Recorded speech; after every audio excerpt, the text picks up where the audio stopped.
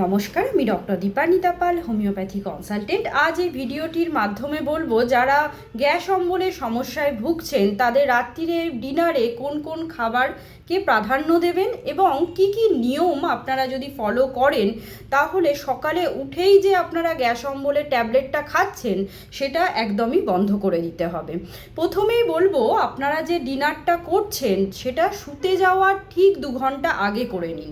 ধরুন আপনারা যদি 10টার সময় শুতে যান তাহলে আপনাদের চেষ্টা করতে হবে 8টার মধ্যে ডিনারটা সেরে নেওয়ার।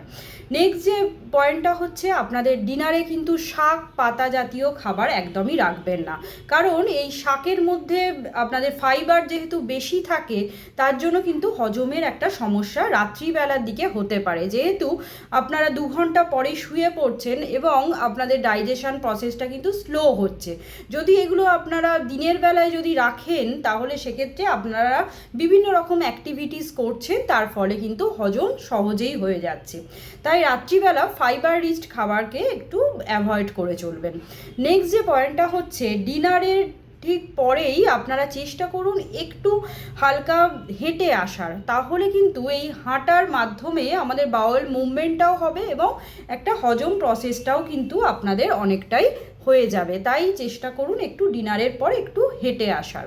নেক্সট যে পয়েন্টটা হচ্ছে আপনারা রাত্রে অনেকেই দেখি দুধ এবং দুগ্ধ জাতীয় পদার্থ বিভিন্ন রকম খাবার সেইগুলোকে প্রেফার করছেন। সেগুলো কিন্তু আপনাদের যাদের গ্যাস অম্বলের সমস্যা আছে তাদেরকে অ্যাভয়েড করতে হবে, কারণ এই দুধ এবং দুগ্ধ জাতীয় বিভিন্ন রকম খাবার আপনাদের অ্যাসিডিটি সমস্যাকে বাড়িয়ে দিবে। নেক্সট যে পয়েন্টটা হচ্ছে আপনারা ধরুন ডিনার বা পুরো যে দিনে খাবার খাচ্ছেন সেটাকে যদি 100% ধরেন, তার মধ্যে 50% চেষ্টা করুন ব্রেকফাস্টে গ্রহণ করার, 30% চেষ্টা করুন আপনারা লাঞ্চে খান এবং 20% আপনারা ডিনারে রাখুন। তার মানে আমি বলতে চাইলাম ডিনারে কিন্তু আপনারা স্টোমাক ফুল করে খাবেন না, ডিনারে চেষ্টা করুন অল্প খাওয়ার এবং সেটা যেন একদম কোনো স্পাইসি ফুড না হয়।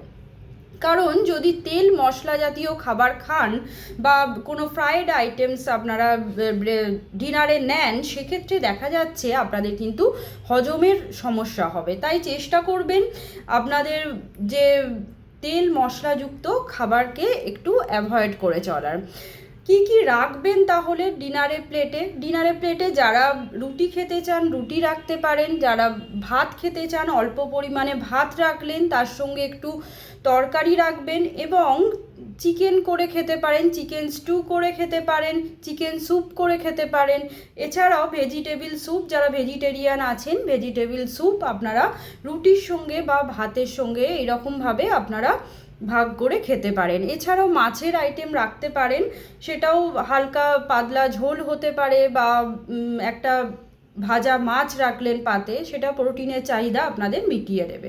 তাই এইভাবে আপনারা ডিনারের প্লেটটাকে সাজিয়ে ফেলবেন, তার পাশাপাশি অবশ্যই একটু স্যালাড অ্যাড করবেন। তাহলে এই স্যালাডটা যদি খান তাহলে সেক্ষেত্রে যাদের দেখা যাচ্ছে সুগারের সমস্যা আছে বা কোলেস্টেরলের সমস্যা আছে এবং যারা রোগা হতে চাইছেন তারা কিন্তু এই স্যালাডের মাধ্যমে আপনাদের স্টোমাকটা অনেকটাই ফুল করে নিতে পারবেন। তার ফলে আপনাদের কার্বোহাইড্রেট জাতীয় খাবার কিন্তু গ্রহণটা অনেকটাই কমে যাবে।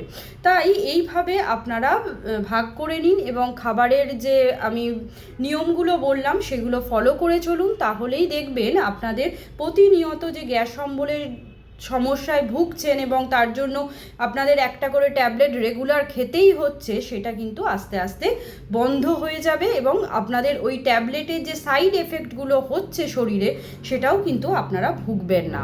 তাই চেষ্টা করুন এই গ্যাস অম্বলের ট্যাবলেটকে অ্যাভয়েড করে আপনারা যে যে নিয়মগুলো আমি বললাম সেগুলো ফলো করে চলার। নমস্কার, সবাই ভালো থাকবেন এবং সুস্থ থাকবেন। আশা করি ভিডিওটি হেল্পফুল হবে। যদি হেল্পফুল হয়ে থাকে অবশ্যই ফলো করে রাখবেন এবং আপনজনদের মধ্যে শেয়ার করে দেবেন। ভালো থাকবেন।